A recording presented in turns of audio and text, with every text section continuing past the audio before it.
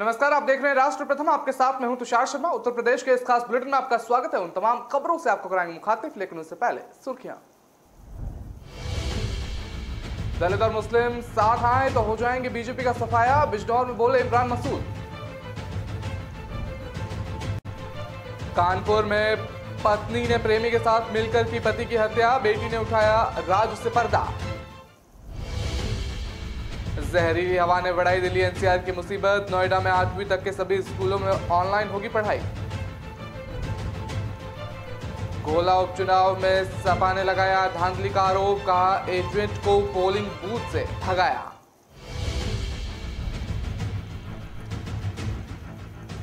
UP में 14 railway station पर कम हुए प्लेटफॉर्म टिकट के दाम, त्योहार के दौरान बढ़ी थी कीमत। खबरें जानेंगे विस्तार से। आपको बता दें कि बहुजन समाज पार्टी के पश्चिमी यूपी के संयोजक इमरान मसूद बिजनौर पार्टी कार्यालय पहुंच रहे हैं, जहां पर सैकड़ों पार्टी कार्यकर्ताओं ने उनका गर्मजोशी के साथ स्वागत किया। इस दौरान इमरान मसूद ने आगामी नगर पालिका चुनाव यानी कि यूपी सिविक इलेक्शन 2022 को लेकर पार्टी कार्यकर्ताओं से बात की और आगामी लोकसभा चुनाव और अभी से विधानसभा चुनाव की भी तैयारियों में जुटने को कहा गया है।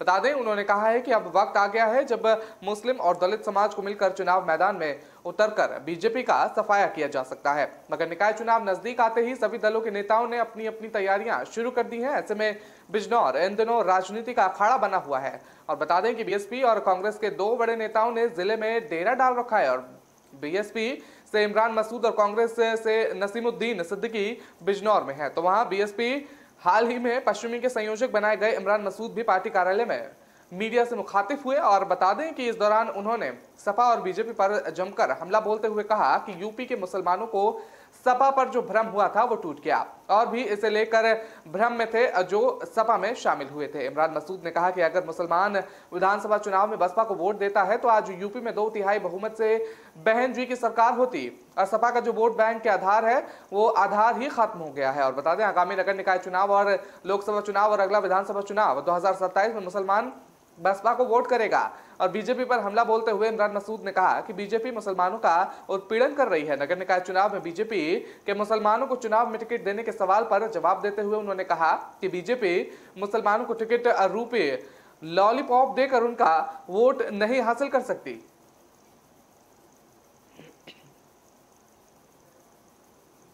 कानपुर में रिश्तों को तार-तार कर देने वाला मामला सामने आया है, जहां एक पत्नी ने अपने आश्रित के साथ मिलकर पति को मौत के घाट उतार दिया।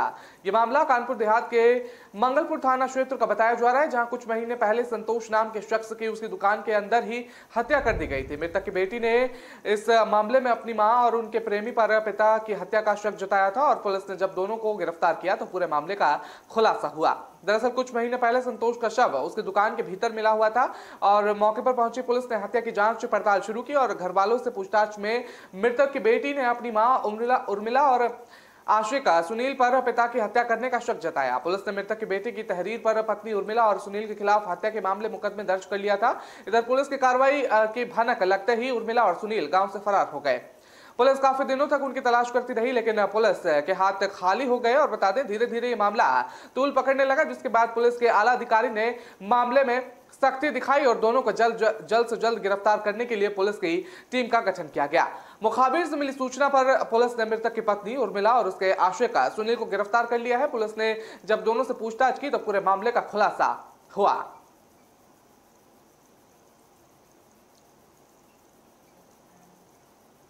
दिल्ली एनसीआर में प्रदूषण से लोगों को काफी दिक्कतों का सामना करना पड़ रहा है। प्रदूषण से हर कोई परेशान है, लेकिन इसका असर बच्चों पर ज्यादा हो सकता है। ऐसे में गौतम बुद्ध नगर में कक्षा 8 से 8वीं तक की कक्षाएं ऑनलाइन माध्यम से चलने का आदेश दिया गया है।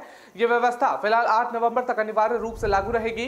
इसको लेकर आदेश जारी कर दिया गया है। आदेश में यह भी कहा गया है कि 9वीं से 12वीं तक के छात्रों के लिए भी ऑनलाइन क्लास संचालित की जा सकती है। गौतम बुद्ध नगर जिला निरीक्षक धर्मवीर सिंह द्वारा जारी आदेश के मुताबिक स्कूलों से कहा गया है कि अगर संभव हो तो 9वीं से 12वीं कक्षाओं की पढ़ाई भी ऑनलाइन कराई जाए। आदेश में बाहरी गतिविधियां जैसे खेल और प्रार्थना सभी पर पूरी तरह से रोक लगाई गई है। सिंह ने कहा है कि सभी स्कूलों को 8वीं कक्षा तक की पढ़ाई ऑनलाइन करने का निर्देश दिया जाता है, और उनसे संभव होने पर भी 9वीं से 12वीं कक्षा की पढ़ाई भी ऑनलाइन माध्यम के जरिए को कहा गया। नोएडा से सटे दिल्ली में फिलहाल स्कूलों को लेकर कोई फैसला नहीं हुआ है। बता दें कि दिल्ली के पर्यावरण मंत्री गोपाल राय ने हाई लेवल मीटिंग बुलाई थी और ऐसे में इस बात पर नजर रहेगी कि स्कूलों को लेकर क्या फैसला होता है। हालांकि बीजेपी और कांग्रेस ने दिल्ली सरकार से मांग की है कि प्रदूषण को देखते हुए राजधानी में स्कूल बंद रखे जाएं। और गुरुवार को राष्ट्रीय बाल अधिकार संरक्षण आयोग ने दिल्ली सरकार से कहा था कि वो राष्ट्रीय राजधानी में वायु प्रदूषण की स्थिति में सुधार होने तक स्कूल को बंद रखे।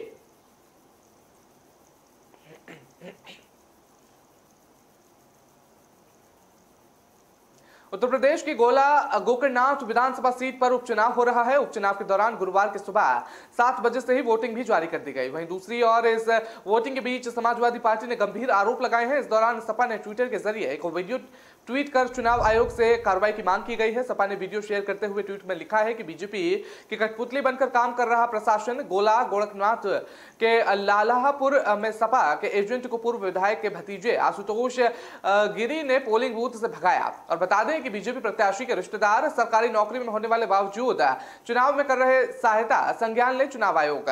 सपा ने ट्विटर के जरिए केवल बीजेपी पर आरोप लगाया बल्कि पोलिंग बूथ से एजेंट को भगाने की भी बात कही। वहीं चुनाव आयोग ने जल्द इस मामले में संज्ञान लेने की भी अपील की है। इससे कुछ देर पहले ही सपा ने ट्वीट कर लिखा था कि गोकर्णनाथ उपचुनाव में मतदान के दौरान मोहम्मदी विधानसभा से बीजेपी विधायक लोकेंद्र प्रताप सिंह सिकंदराबाद के बूथ संख्या 333, 34, 35, 36, 37 पर घूम कर मतदान के प्रभावित करने का प्रयास कर रहे हैं। कृपया मामले का संज्ञान लेकर उचित कार्रवाई करने का चुनाव आयोग करे।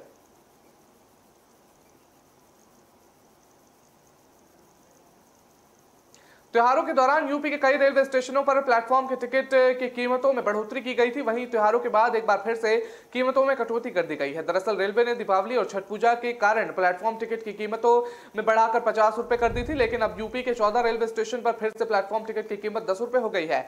उत्तर रेलवे द्वारा गुरुवार देर रात इस संबंध में जानकारी दी गई। सीनियर डीसीएम रेखा शर्मा ने जानकारी देते हुए बताया कि कुल 14 रेलवे स्टेशनों पर प्लेटफॉर्म टिकट की दरें घटाकर 10 रुपए कर दी गई है। दीपावली और छठ पूजा के कारण कीमतें बढ़ाकर 50 रुपए कर दी गई थी, जो अब कम हो गई है। उन्होंने बताया कि लखनऊ, वाराणसी, बाराबंकी, अयोध्या कैंट, अयोध्या जंक्शन, अकबरपुर, शाहजहांपुर और जौनपुर, सुल्तानपुर जंक्शन, रायबरेली, जंगाई, भदोई, प्रतापगढ़ और उन्नाव जंक्शन पर टिकट सस्ते हुए हैं। दरअसल दीपावली और छठ के कारण रेलवे स्टेशनों पर भारी भीड़ जुट रही थी, जिसके बाद रेलवे ने टिकट की कीमतों में बढ़ोतरी की थी और तब रेलवे ने यूपी के रेलवे स्टेशनों पर प्लेटफॉर्म टिकट के दाम 10 से 50 रुपए कर दिए थे।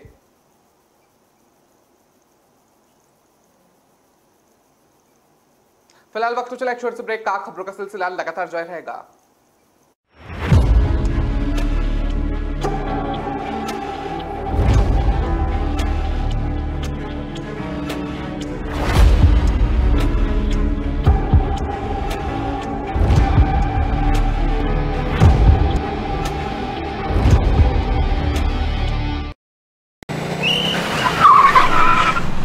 मस्त मास्क पहना रे तूने।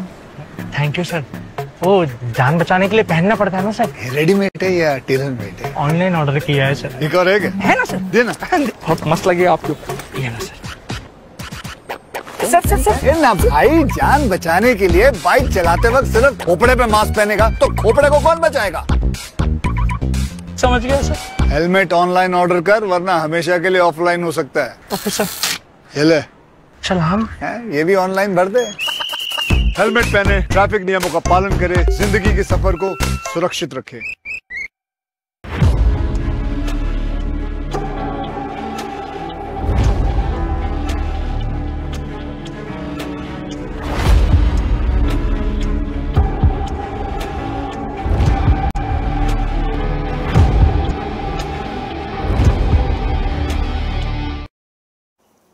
ब्रेक में आपका स्वागत है। रुक करते हैं अगली खबर का। आपको बता दें कि गाजियाबाद नगर निगम फंड की कमी से जूझ रहा है और इसी वजह से सरकारी विभागों के कार्यालय द्वारा 200 करोड़ का भुगतान नहीं करना भी है। और बता दें कि इसमें केंद्र और राज्य सरकार के कार्यालय भी शामिल हैं और फंड की कमी के कारण विकास कार्यों में बाधा आ रही है। नगर निगम अधिकारी का कहना है कि विभागों द्वारा टैक्स जमा करने से फंड की कमी की समस्या सुलझ सकती है। कई कार्यालय से इन विभागों ने नगर निगम के टैक्स का पैसा जमा नहीं कराया है। विद्युत निगम इसमें सबसे बड़ा बकायेदार है और जिसमें 10 साल से अधिक का टैक्स जमा नहीं कराया। सरकारी विभागों में एयरफोर्स, सीआईएसएफ, सेंट्रल इलेक्ट्रॉनिक और बता दें एसएसपी कार्यालय, डीएम कार्यालय, कोर्ट भवन, सीबीआई एकेडमी और भी दूसरे विभाग भी आते हैं। इनमें सभी को हर साल 4 नोटिस भेजे जाते हैं, लेकिन इसके बावजूद ये टैक्स जमा नहीं करा रहे हैं। हाउस टैक्स नहीं जमा कराने वालों से कहा जाता है कि उनका पानी का कनेक्शन काट दिया जाएगा, लेकिन नगर निगम, केंद्र और राज्य सरकार के विभागों पर यह कार्रवाई नहीं कर पा रहा है। इस मामले में नगर निगम टैक्स अधिकारी डॉक्टर संजीव सिन्हा ने बताया है कि विभागों को लगातार चिट्ठी लिखी जाती है। फिलहाल अभी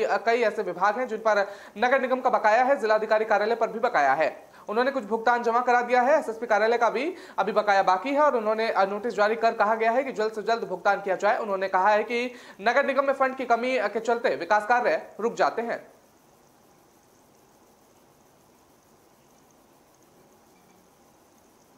ग्रेटर नोएडा में पुलिस के हाथ बड़ी सफलता लगी है। बता दें, दरअसल स्पोर्ट्स सिटी चौक के पास पुलिस और 3 बदमाशों में मुठभेड़ हो गई, जिसमें 2 बदमाशों को गोली लग गई और इसके साथ ही पुलिस ने लूटी हुई कार के साथ 3 बदमाशों को गिरफ्तार कर लिया। इसी के साथ बदमाशों के पास से तमंचा भी बरामद कर लिया गया है।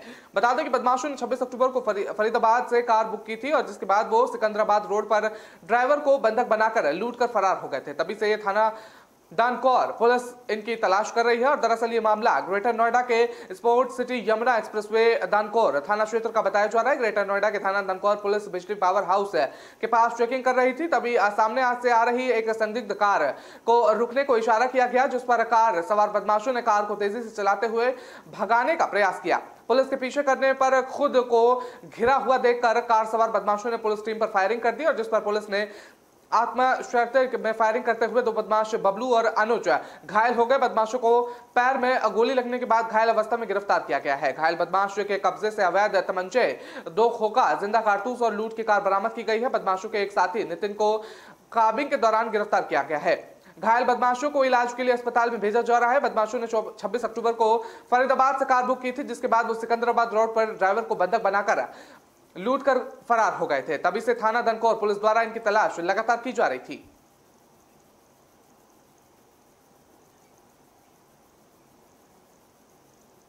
उत्तर प्रदेश कांग्रेस के अध्यक्ष ब्रजलाल खाबरी बुधवार को कानपुर पहुंचे और नगर निकाय चुनाव को लेकर कानपुर और बुंदेलखंड क्षेत्र में कार्यकर्ताओं में जोश भरने का काम कर रहे हैं।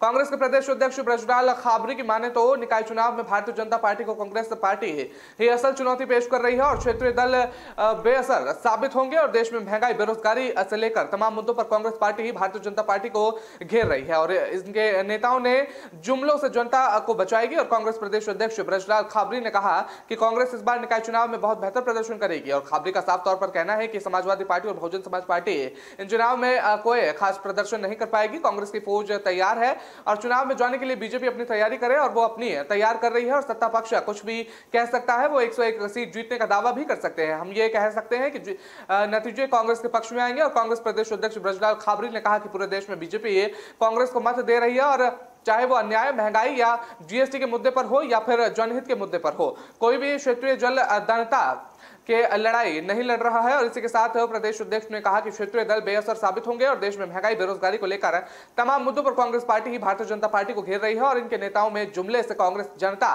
को बचाएगी।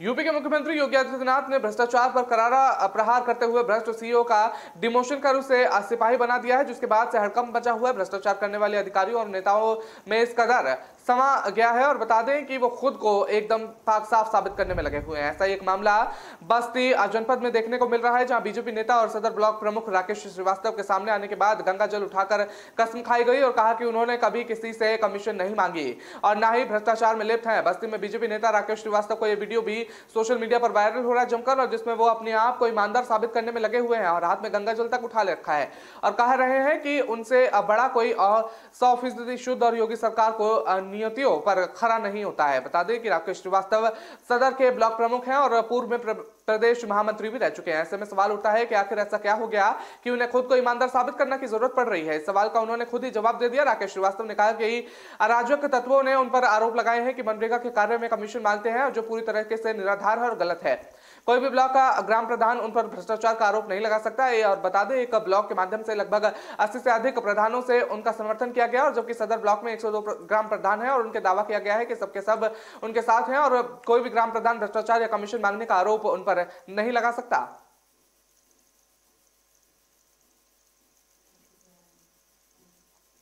संगम नगरी प्रयागराज में डेंगू के मामले लगातार तेजी से बढ़ते जा रहे हैं। यहां तक तकरीबन 1000 लोगों की इलाज रिपोर्ट पॉजिटिव आ चुकी है और इसके साथ ही आधा दर्जन मौतें भी हो चुकी हैं। हालांकि ये सरकारी आंकड़े जमीनी हकीकत से कोसों दूर है और जिले में डेंगू के मच्छरों ने अब तक स्कूलों में भी डंक मारना शुरू कर दिया है। और ये यहाँ पिछले हफ्ते शहर के एक नामचीन स्कूल में डेंगू पीड़ित एक टीचर की क्लास में ही मौत हो गई थी। अब सीबीएसई बोर्ड से संबंधित स्कूल के 1.5 दर्जन से करीब टीचर्स डेंगू और वायरल बुखार की चपेट में आ गए हैं और तमाम टीचरों के बीमार होने के बावजूद स्कूल को बंद कर दिया गया है। प्रयागराज में हालात इतने बदतर हो गए हैं कि डेंगू अब कोरोना की तरह महामारी का रूप लेता जा रहा है। इलाहाबाद हाईकोर्ट ने भी आज जिले में डेंगू के हालात पर गहरी नाराजगी जताते हुए अफसरों को कड़ी फटकार लगाई और कोर्ट ने तलब टिप्पणी करते हुए कहा है कि सरकारी अधिकारी आंकड़ों की बेरोजगार बाजीगरी में लगे हुए हैं, जो कि जमीनी हकीकत एकदम अलग है। कोर्ट ने अफसरों को 48 घंटे के भीतर व्यवस्था दुरुस्त करने के आदेश दिए हैं। साथ ही डीएम और सीएमओ समेत तमाम अफसरों को 4 नवंबर को व्यक्तिगत रूप से तलब भी किया गया। प्रयागराज में डेंगू भले ही खतरनाक रूप से लेता जा रहा है, लेकिन सरकारी अमला साफ सफाई और एंटी लार्वा में छिड़काव फिसड्डी साबित हो रहे हैं। ज्यादातर काम सरकारी फाइलों तक ही सीमित है और कहा जा सकता है कि महामारी जैसे हालात भी व्यवस्थाएं राम भरोसे ही चल रही है, क्योंकि प्लेटलेट्स को लेकर भी महामारी की नौबत आई हुई है।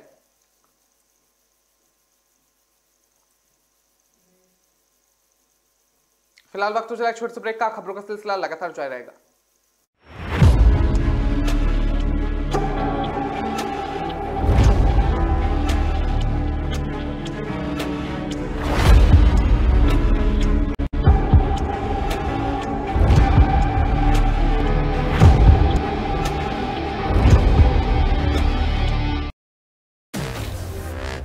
रात के 2 बजे, दिन के 12 बज गए। Say goodbye to the 1950s की टेक्नोलॉजी वाले memory foam mattress को। Meet India's first and only smart grid mattress. इसकी patented technology, there's softness that relaxes your pressure points and firmness that supports your back. Memory foam है बकवास, the Sleep Company mattress is झक्कास। Log on to the sleepcompany.in.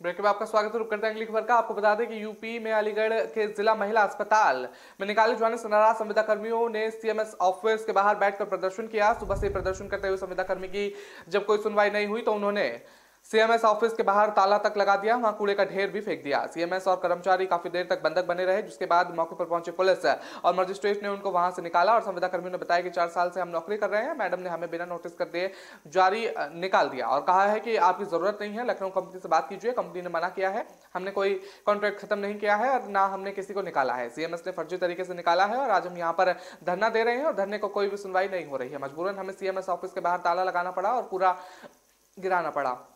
वही मामले पर CMS doctor Renu Sharma ने बताया है कि हमारे यहाँ एमसीएच जो बिल्डिंग है और इसमें से 10 सफाई कर्मचारी और माली काम करते हैं और आउटपुट कंपनी से अब क्लीनिंग और गार्डनिंग का कॉन्ट्रैक्ट दूसरी कंपनी में चला गया है। वह भी कार्य कर रही है और 2 कंपनियों की डुप्लीकेसी होने की वजह से हमारे पास ऑडिट ऑब्जेक्शन आया है कि डबल पेमेंट हो रहा है और एक ही कंपनी है, इसलिए दोनों का पेमेंट नहीं किया जा सकता। उस ऑब्जेक्शन को निर्धारित करने के तहत कंपनी वालों को लिखा है कि आप 40 में से 10 सफाई कर्मचारियों को मालिक को वापस लीजिए। सीएमएस ने आगे कहा कि हमारे यहाँ उनका पैसा देना संभव नहीं होगा और उसके विरोध में लोग यहाँ पर मेरे खिलाफ धरना दे रहे हैं और शायद कंपनी ने बताया है कि मैंने निकाला है और मेरा कहना है कि ये कंपनी इनको वापस ले और कभी भी समायोजित कर दे। उनके कर्मचारी हैं और उनके द्वारा मेरे ऑफिस के बाहर गंदगी डाली गई और मुझे भी बंद कर दिया गया और ताला लगा दिया गया। मेरे पास सभी कर्मचारी मौजूद हैं, हम सबको बंद कर दिया गया। मैंने पुलिस को सूचना दे दी है इस मामले में।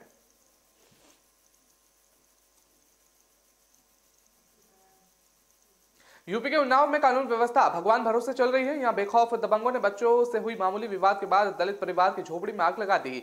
झोपड़ी में आग लगने का विरोध करने पर दबंगों ने दलित परिवार के लोगों को जमकर पीटा। आग से लाखों की संपत्ति और नकदी में जलकर खाक हो गई।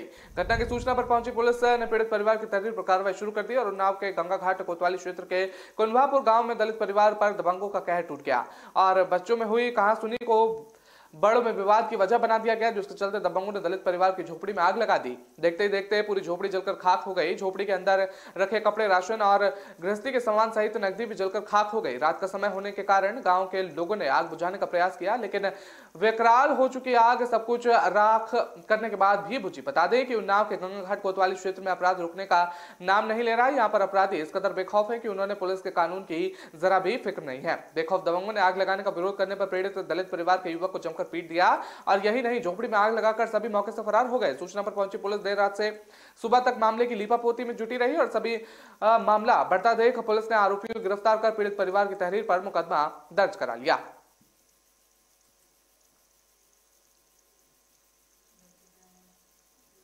यूपी के बरेली में एक किसान की सिर्फ इसलिए हत्या कर दी गई क्योंकि उसने देनदारों से अपने उधार दिए हुए पैसे वापस मांगे थे। ये वारदात कुलोड़िया थाना क्षेत्र के गांव गुलड़िया की बताई जा रही है। किसान ने गांव के 3 लोगों को 5,000 रुपए उधार दिए थे, लेकिन जब उसने अपने पैसे मांगे तो दबंगों ने धारदार हथियार से उसकी हत्या कर दी और पुलिस ने इस मामले में नामजद 3 आरोपियों को गिरफ्तार कर लिया है। और खबर के मुताबिक गांव गुलड़िया निवासी 38 साल के फूलचंद ने अपने ही गांव महेंद्र आकाश शर्मा और अनु श्रीवास्तव को 5,000 रुपए उधार दिए थे। इन तीनों लोगों ने उस पैसे से दीपावली पर जुआ खेला और उन पैसों को जुए में हार गए। फूलचंद ने जब उन लोगों से अपने उधार दिए पैसे वापस मांगे तो तीनों ने 31 अक्टूबर की शाम फूलचंद को बुलाकर उसके खेत पर ले गए और वहां उसकी धारदार हथियार से उसकी गला काटकर हत्या कर दी। बता दें, जब फूलचंद काफी समय तक घर वापस नहीं लौटा तो परिजनों को चिंता होने लगी और परिजनों ने फूलचंद को फोन लगाया, लेकिन फोन स्विच ऑफ आ रहा था। फोन को तलाशने हुए जब परिजन खेत पर पहुंचे तो वहां उन्होंने किसान का खून से लथपथ शव देखा और इसके बाद पूरे गांव में कोहराम मच गया। सूचना मिलते ही पुलिस मौके पर पहुंच गई और पुलिस ने घटनास्थल की जांच और शव को कब्जे में लेकर पोस्टमार्टम के लिए भेज दिया।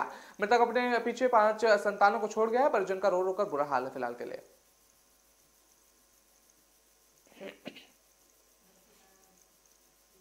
यूपी के कैराना में 2.5 फीट के अजीम की आखिरकार शादी की हसरत बुधवार को पूरी हो गई है और सहरा पहनकर दूल्हे बने अजीम बारात के साथ हापुड़ पहुंचे और यहां 2.5 फीट के अजीम का 3 फीट का बुशारा के साथ निकाह हुआ। अपने छोटे कद और शादी की मंशा सार्वजनिक करने के बाद अजीम कैराना ही नहीं पूरे देश में चर्चित हो गए हैं। बल्कि बता दें, दरअसल अजीम पिछले 1.5 साल से शादी के लिए परेशान थे। उन्होंने अपनी शादी करवाने के लिए सीएम योगी आदित्यनाथ से भी गुहार लगाई थी। पिछले साल 2.5 फीट के अजीम ने कोतवाली में पहुंचकर पुलिस से शादी कराने की गुहार लगाई थी। अजीम ने कहा था कि सर, आप पुलिस की हूटर वाली गाड़ी बुला लो और मेरे साथ घर पर चलो और मेरे अब्बू अम्मी से मेरी शादी कराने के लिए सिफारिश कर दो और मैं आपका यह एहसान जिंदगी भर नहीं भूलूंगा। बता दें कि अजीम ने अपने शादी के गुहार को लेकर मुख्यमंत्री योगी आदित्यनाथ से लेकर सपा अध्यक्ष अखिलेश यादव तक गुहार लगाई थी। वहीं अजीम को यह दूल्हा बनने से परिवार में खुशी का माहौल बना हुआ था और वो खुद भी खुश होते हुए नजर आ रहे थे।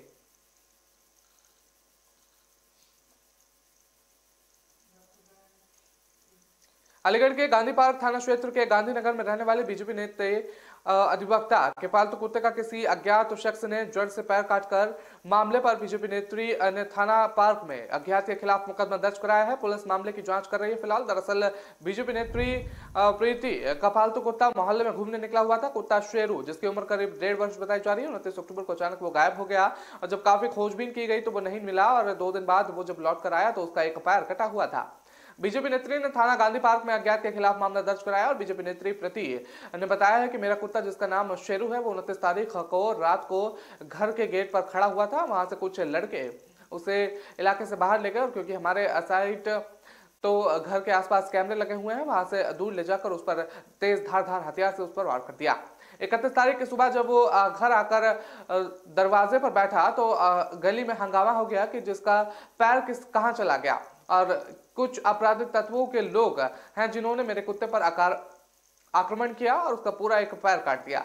एफआईआर दर्ज कराई है। पुलिस तहकीकात कर रही है। कुत्ते का मेडिकल हुआ है। सरकारी रिपोर्ट बनी हुई है और पूरी जांच करेंगे और कौन लोग हैं इसमें और उन्हें तुरंत सजा मिलनी चाहिए। मामले पर पुलिस क्षेत्र अधिकारी शिव प्रताप सिंह ने बताया कि प्रीति एडवोकेट है, उन्होंने एक अभियोग पंजीकृत कराया है और उनका पालतू कुत्ता शेरू 29 तारीख को गायब हो गया था। 31 तारीख को जब वो वापस हुआ था तो उसका एक पैर कटा हुआ मिला।